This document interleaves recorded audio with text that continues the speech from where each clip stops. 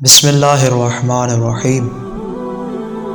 جیسا کہ آپ احباب جانتے ہیں کہ وضو میں دو اعضاء ایسے ہیں کہ جن کو دھویا جاتا ہے، اور دو اعضاء ایسے ہیں کہ جن کا مسح کیا جاتا ہے، یعنی سر کے بعض حصے کا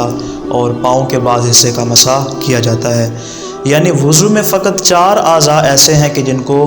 دھویا اور مسح کیا جاتا ہے، جبکہ باقی جسم میں سے کسی کو بھی نہ دھویا جاتا ہے اور نہ ہی مسح کیا جاتا ہے۔ آخر اس کی کیا وجہ ہے؟ یہودیوں کا ایک گروہ جب رسول گرامی اسلام صلی اللہ علیہ وسلم کی خدمت میں آیا اور انہوں نے چند ایک سوالات کیے، ان میں سے ایک سوال یہ تھا کہ آخر آپ مسلمان جب وضو کرتے ہیں تو فقط اس میں 4 اعضاء کے ساتھ اپنے وضو کو خاص کیوں کرتے ہیں؟ تو حضرت رسول خدا نے ارشاد فرمایا، اس لیے کہ جب شیطان نے حضرت آدم علیہ السلام کو گمراہ کیا اور ان کو شجرہ کے پاس لے گیا کہ جس سے خداوند متعال نے منع فرمایا تھا، تو انہوں نے اپنا پہلا قدم جو اس جانب اٹھایا تھا، یہ پہلا وہی قدم تھا جو کہ غلطی اور معصیت کی جانب اٹھایا گیا تھا۔ اور پھر حضرت آدم نے اپنا ہاتھ آگے بڑھایا اور اس شجرہ سے تناول کیا، کہ جس کے بعد جب حضرت آدم علیہ السلام اس پر پشیمان ہوئے تو انہوں نے اپنے دونوں ہاتھوں کو اپنے سر پر رکھا اور بارگاہ خدا میں گریہ کی۔ اور جب بعد میں حضرت آدم علیہ السلام کی توبہ قبول ہو گئی تو اس کے بعد پھر خداوند متعال نے حضرت آدم علیہ السلام پر اور ان کی آنے والی تمام نسل پر وضو کو واجب قرار دے دیا۔ فرمایا کہ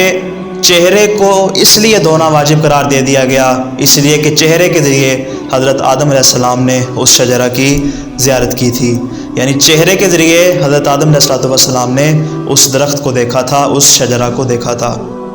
بازوؤں کو اس لیے دھونا واجب قرار دیا گیا کیونکہ اسی بازو کے ذریعے انہوں نے اپنا ہاتھ آگے بڑھایا تھا تاکہ اس شجرہ سے کچھ تناول کر سکیں۔ اور سر کے مسح کو اس لیے واجب قرار دیا کیونکہ حضرت آدم نے جب گریہ کیا اور پشیمان ہوئے تو اپنے ہاتھوں کو اپنے سر پر رکھ دیا تھا۔ اور پاؤں کا مسح اس لیے واجب قرار دیا کیونکہ یہی وہ پاؤں تھا کہ جس کے ذریعے چل کر حضرت آدم نے اس شجرہ سے تناول کیا تھا۔ یہی وجہ ہے کہ وضو میں فقط ان 4 چیزوں کا دھویا جاتا ہے تاکہ انسان کو اس کی معصیت اور اس کے بعد اس کی توبہ کرنے کی جانب متوجہ کیا جا سکے۔ یہی وجہ ہے کہ وضو میں فقط ان 4 چیزوں کا دھویا جاتا ہے تاکہ انسان کو